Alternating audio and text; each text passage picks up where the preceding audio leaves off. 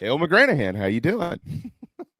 Good. I enjoyed the Rhett Lashley banter as y'all were getting ready to bring me on. Like, you know what I mean? Like, what's the point? Why do you have to do that? What are you gaining there? I think it's because they know deep down that 3-loss SEC teams are probably going to get a little bit harder look this go around. Well, I thought it was hilarious that he tried to talk poorly about the SEC and how top heavy it is when the ACC is just as top heavy, if not heavier at the top than really anybody. If you just look at this century and how that's gone. I mean, Maryland hadn't played in the league in more than a decade, and they have as many or more ACC championships than 12 teams in the league. So I think that just goes to show that it's really a two-team league: Clemson and Florida State, and everybody else. I mean, if we're gonna have this conversation based off of national championships, he lost that. If we're gonna have it based off of playoff teams or 9+ win seasons or whatever, I mean, I just don't think Again, as I pointed out, Curt Cignetti and Rhett Lashley both have decided that this is their turn to take a shot at the SEC. And I just find it interesting that both of those coaches coach teams who were widely scrutinized for being in the college football playoff last year for a multitude of reasons.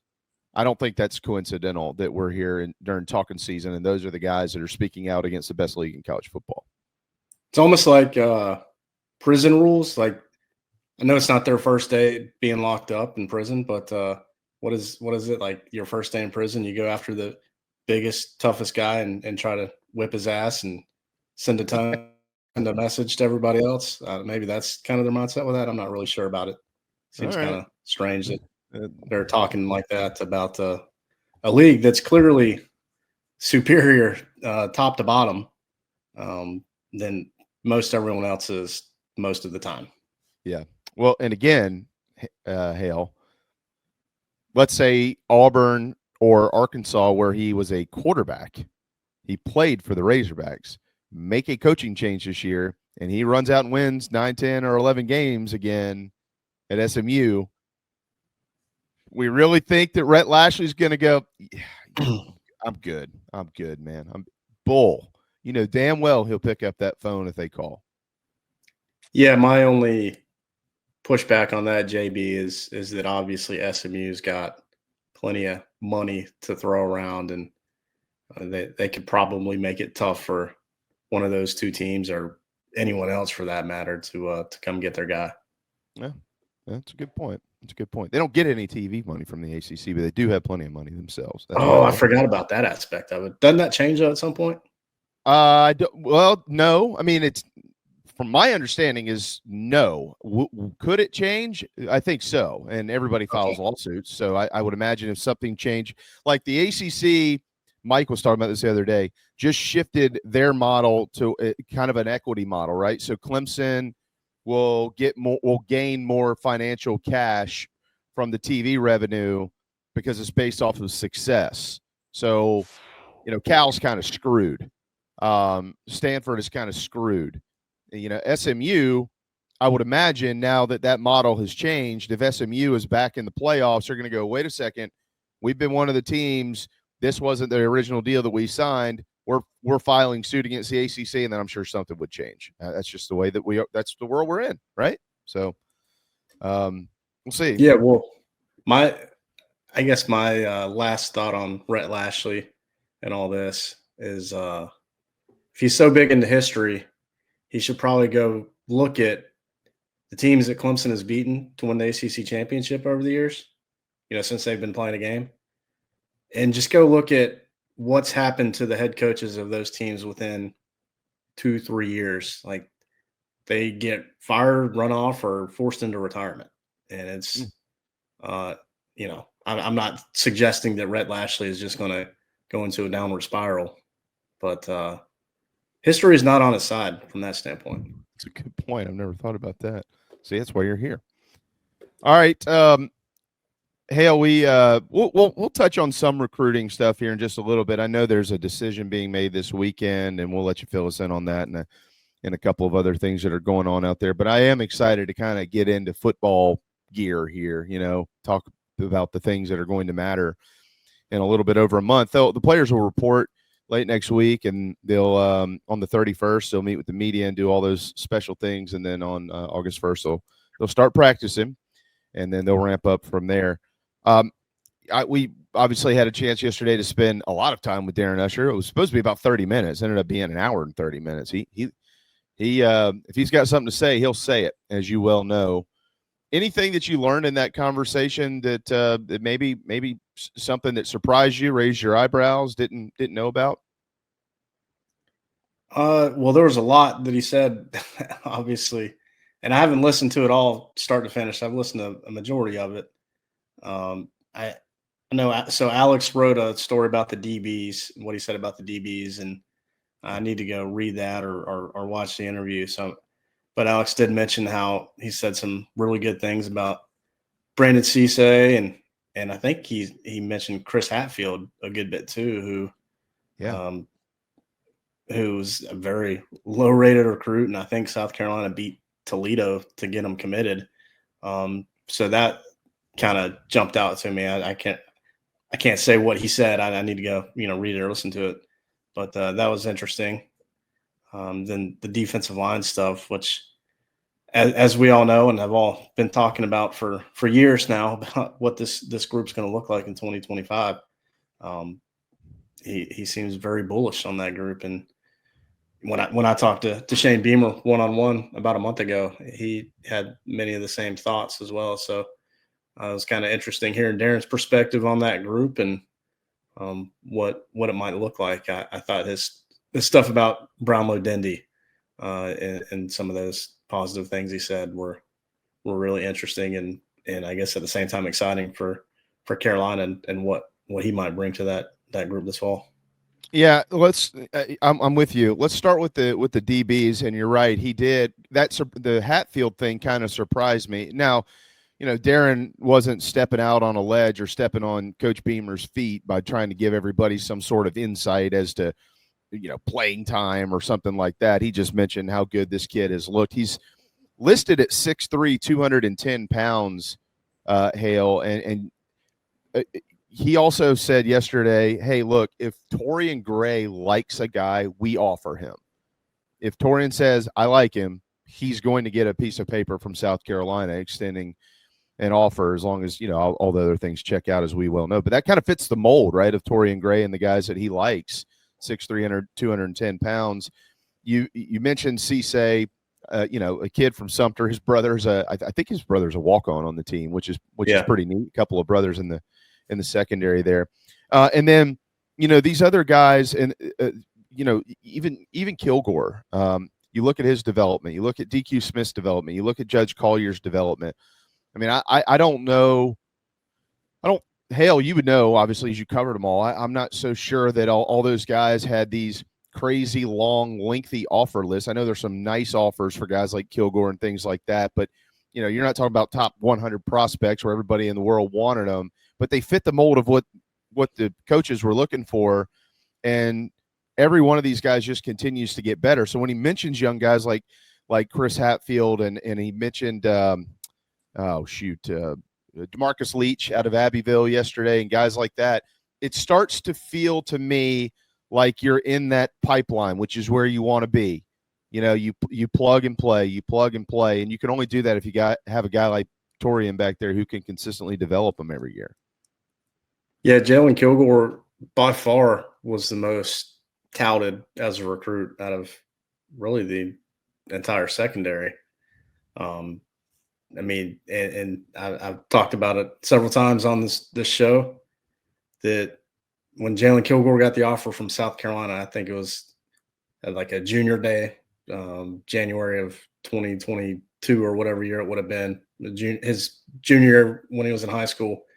He didn't have a 24/7 profile, and his only other offers were like Southeast Missouri State and maybe Georgia Southern. And South Carolina offered him, and then he eventually blew up and became, top 100 type of player, high 4-star. But yeah, DQ Smith, it was South Carolina or Georgia Southern, and I'm not so sure he had a committable offer to Georgia Southern by the time it was all said and done, just because I think there was some coaching transition there. Judge Collier, lightly recruited. I think his only other power conference offer was Boston College. DeMarcus Leach was not the most highly touted guy. I mean, he picked up some offers along the way, but that was after he committed to Carolina. Hatfield, like I mentioned, there are others. I mean, Peyton Williams might have been one of the second most highly rated guy out of everybody in this current secondary, and it's not like he was, rated highly and had a ton of offers as well. So, Torian Gray knows what he's looking for, and more importantly, he knows how to get them coached up and ready to play when they get here. That's pretty key in all of this too. Is whether you're a big time recruit on the internet and have all the offers or not, none of that means anything if you're not playing on Saturdays. Yeah, you're right, and you're starting to get that feel with Travian too. I mean, he kind of, I don't want to say caught heat. You've said this before. I've regurgitated your words and credited you, of course, and referencing, hey, look, Travian Robertson hadn't been here that long. It takes time to facilitate relationships when it comes to recruiting and things, especially if you're going after the big dogs at that position. Everybody wants them, and some of that has been coming to fruition. But you look at the defensive side of the ball, and it's led by a guy who's been here since day one with Shane Beamer and Clayton White. They're giving up right now in the last 16 games, 16.94 points per game. Every game last year, the final 3 of 2023. And then you see these players who develop. Like, they don't have 5, 6, 7 5-star players all over the field. They might end up playing like that, Hale, but they're developing these guys. Even if they came in really good, they're getting better. So we're talking about Torian. I think it's, we'll see. I mean, we got to watch it on the field, but it feels like Travian Robertson has kind of entered that category of come play for me. I'm going to make you better. Yeah, well, this will obviously be a big year he'll make that point. And, I think it obviously starts with Nick Barrett, and hearing some of the things Darren said about him weren't really like new to me. Like, there were things that I had heard before. And, before SEC Media Days, I had Nick Barrett as one of my predicted guys to go, and that was because there'd been some talk about how much he'd evolved as a leader and stepping into that role and really taking on that type of responsibility. And oh, by the way, he's still like a big, strong dude who's tough and is a good player when he gets his chance to get on the field. So, that's obviously where it's going to start, but Brownlow Dendy, what can he do? What can Robertson get out of him? How can he continue to evolve as a player, as well as Goodwine and Xavier Hardy and Troy Pikes, obviously. And hearing what Darren said about Christian Ingram was encouraging as well, because I got a chance to see Ingram up close and in person last Friday at an event, and I was a little surprised at how big he is. Obviously I knew he was a bigger type of body with the long frame and all that good stuff, but man, just seeing him in person like that, like you don't really realize how big someone is until, especially him, until you're 6 feet away from him and you're like, this dude looks like Javon Kinlaw, like carbon copy Javon Kinlaw. Maybe not quite as maybe not as much baby fat as Javon at this stage of his career, but very, very similar body type and frame, that's for sure. That's a nice comp there. I thought the same thing about Barrett when I saw him, because last time I had seen him in person, Hale, was last year, and he none of these guys are small, so let's not, I don't want my words to get stretched into something that's not what was intended. But when I saw him, I think it was in April, it really caught my eye. I've never talked to the guy, you know what I mean? I was watching him at media days, and he seemed very locked into me, his persona and the way he answered questions. And then when Darren yesterday mentioned that he's the rah-rah guy, I didn't see that out of him. I had no idea. And I feel like that's a really good sign for South Carolina. Not to mention, the dude's been here for 5 years. He could have gone in the portal and left. We all know that. And he didn't. So I think it's I think these are all little things that kind of mold your identity on whatever side of the ball you're on, right? Him and DQ Smith and all these guys. And here we are. The question I have on the defensive line, this is just a curiosity question for you. They haven't started practice yet, so we'll obviously in the next couple of weeks have more information. Who's the wild card there? Maybe on the other side of the line of scrimmage at that other end position. Brian Thomas seems to have a leg up, but it feels like it's going to be a very competitive situation. I'd probably say JT Gear. He's been in and out of the lineup during his couple years here because of injuries. So if he's healthy and available, I would think that he's going to be playing a good bit this fall. I did find it interesting when Darren started listing the defensive ends that Jaylen Brown's name was not brought up. So, there's been a lot of question marks about him since he was injured during spring practice. So probably not the most encouraging thing that his name wasn't mentioned at all to me. But yeah, not counting him as far as like wild cards go, to answer your question, JB, I would say Gear for sure. His name hasn't been talked about a ton either, Hale. If he's healthy, I think he's pretty dangerous. He's huge. I mean, he's an enormous dude. Desmond Umi is – oh, man, I screwed that up because I was reading it yesterday. Desmond Umazulu. Yeah, the Thinkster got us right with the pronunciation guide. It kind of feels like it's your turn, young man. I mean, he was a pretty highly touted kid out of the Delmarva area. He looks like a defensive end. And to me, it feels like he's a guy who, if the physical side and the mental side come together, he's a guy who could really pop for South Carolina. I guess we'll just have to wait and see what he looks like. What have you heard on him? I mean, not a lot here recently. Yeah, I mean, he's played some, but hadn't. To me, he hadn't really jumped off the screen while I'm at the games, but he doesn't really. Yeah. He's played a lot, but hadn't really made much of an impact to this point, and that can happen with defensive linemen, tackles or ends early on in their career. So, I guess maybe as a wild card, he's probably make a good case for him being a wild card too, because if he puts it all together and the light comes on, so to speak, then he could be an important part as well. Have you learned anything this summer about the new edge guys, George Wilson Jr. and Demon Clowney? No, I haven't heard a lot about them specifically. I mean, they just got here in June, so I guess sorry about that. What I do know is Wilson is more of a pass rush type of guy, where Clowney is a set the edge and be strong in the run game. So I think they kind of complement each other that way.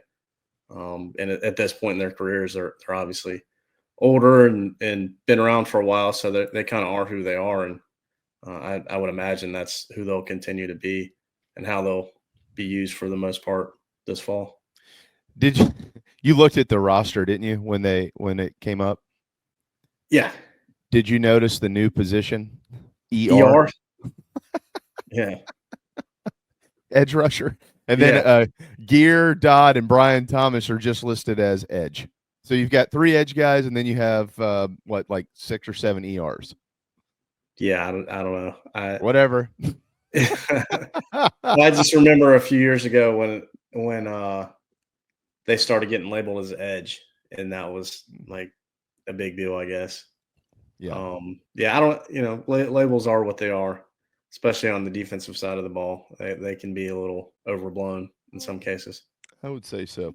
All right. So Darren mentioned yesterday, we were talking about I asked him specifically about class size and things like that. It's kind of a loaded question depending on what way you're looking at it, Hale, because we all know that everybody likes to follow recruiting rankings.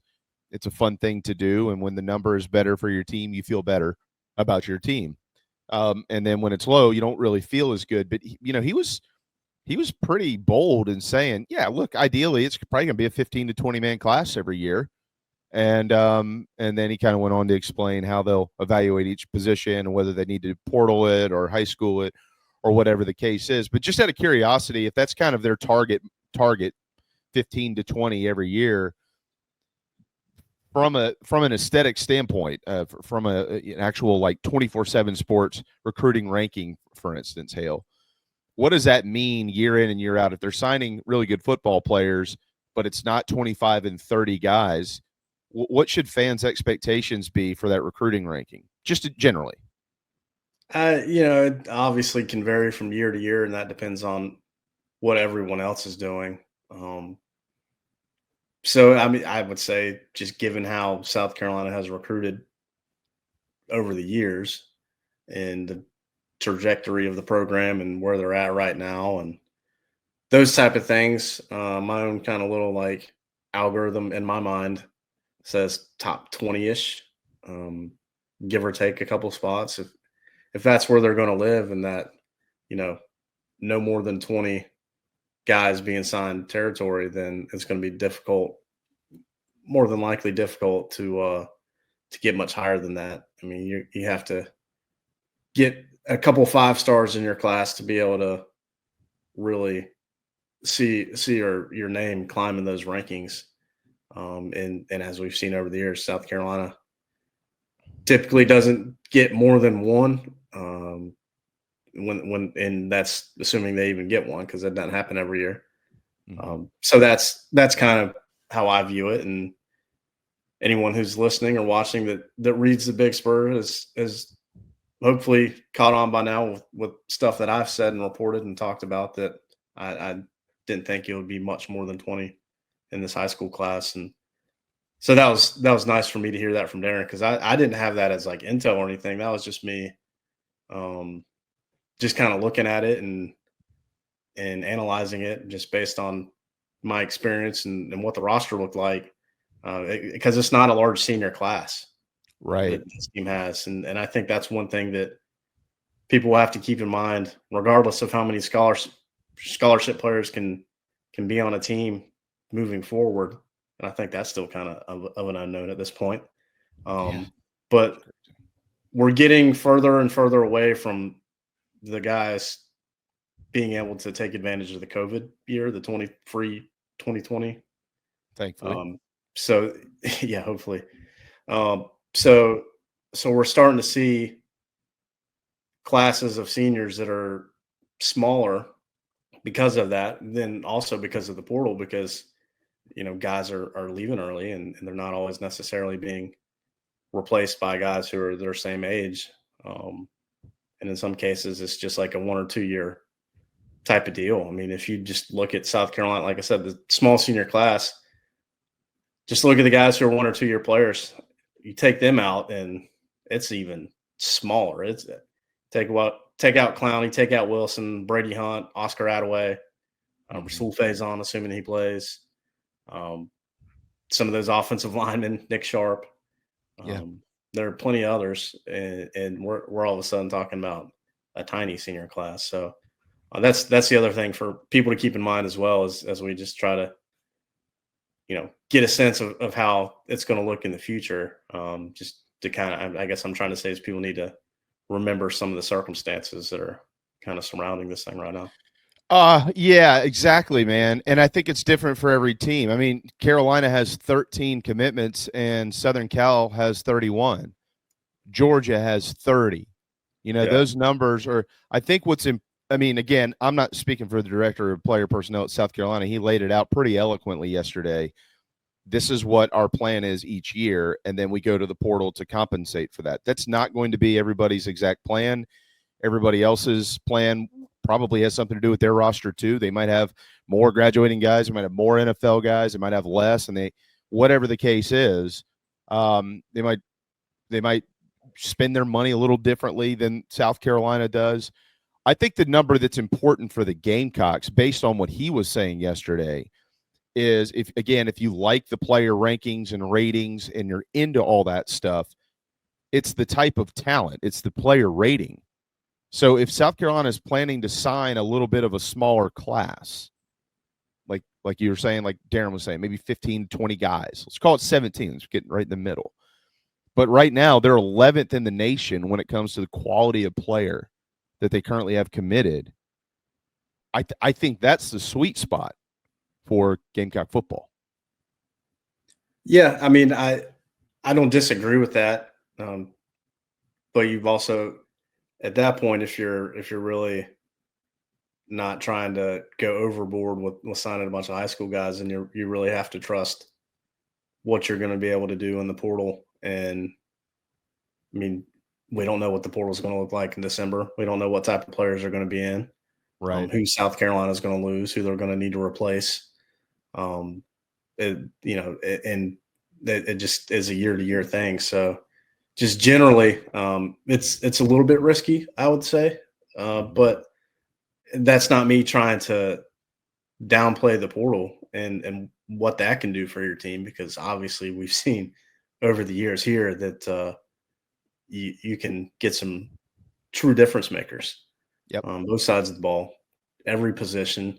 Some are harder to find than others, but you can still find them if you work hard enough and have all of your ducks in a row, so to speak. So yeah, it's a little risky, especially when, like you said, you see some of these classes of other schools where they've got upwards of 30 guys. But I guess at the same time, to kind of counter my point, is that if South Carolina wanted to go get 10 guys who are mid to high level 3-stars, maybe some 4-stars in some cases, they could have a 25-man class right now if they wanted to, but in a hurry, 100%. But and how many of those 10 to 12 guys would be leaving the team within a year, 12 to 18 months? Like, probably quite a few of them. Exactly right. That is 100% right. And that's why you're here, to say that stuff. All right. Gamecocks have 13. 9 of those 13 are 4-star players. There are decisions being made. Coachy Barnes is expected to render one of them this weekend. What are you hearing on South Carolina's chances, and who are they battling with? Yeah, I think they're in a very good spot. He's been someone who, I can't remember when JC put in the crystal ball exactly. I want to say it was like early June, but Carolina's been right there at or near the top for him for a little while now. Barnes came in for a visit during the spring, I guess it was, for a spring practice, and I believe that's when he got the offer. So really kind of starting then is when things picked up with South Carolina, and now he's got a list of 6 schools which are his finalists, so to speak, and North Carolina is one of them, but he didn't take an official visit to North Carolina this summer. Then Kentucky, Mississippi State, Miami, and I feel like I missed one. But yeah, so those are kind of the teams that are in the mix there. But like I said, I feel pretty good about Carolina's standing with him, and very much a Torian Gray looking type of guy, a bigger quarterback who's got some long arms and pretty good speed, and he's a good player. 6'3", 195 pounds, high 3-star prospect, candidate to move up. We'll see him play some games this fall. What's the latest with Darius Gray? We'll wrap with that. Yeah, there's been some chatter that he could end up making a decision here sooner than he once thought. Like, there was a point earlier this summer when he was telling folks that he wanted to wait and go into the fall. So now he's been telling folks that 24/7, all 3 rivals, whoever, that this decision could be made sooner than that, maybe as early as August. So we'll see. And South Carolina's been in the mix there since day one. They were in on the ground floor with him before he even started high school. I think the only schools that had offers to him before South Carolina were the in-state schools like Virginia Tech, Virginia, maybe one or two others. But those aren't teams that are factors for him. He's got a top 5: Carolina, Clemson, Ohio State, Tennessee, and LSU, and I think it's going to be an SEC school. Whichever one he picks will be in this league that Rhett Lashley and Kurt Signetti don't really think all that highly of for some reason. He's a big kid. He is rated the 16th best prospect in the country. Darius Gray out of Richmond, Virginia, the #1 interior offensive lineman in the nation as well.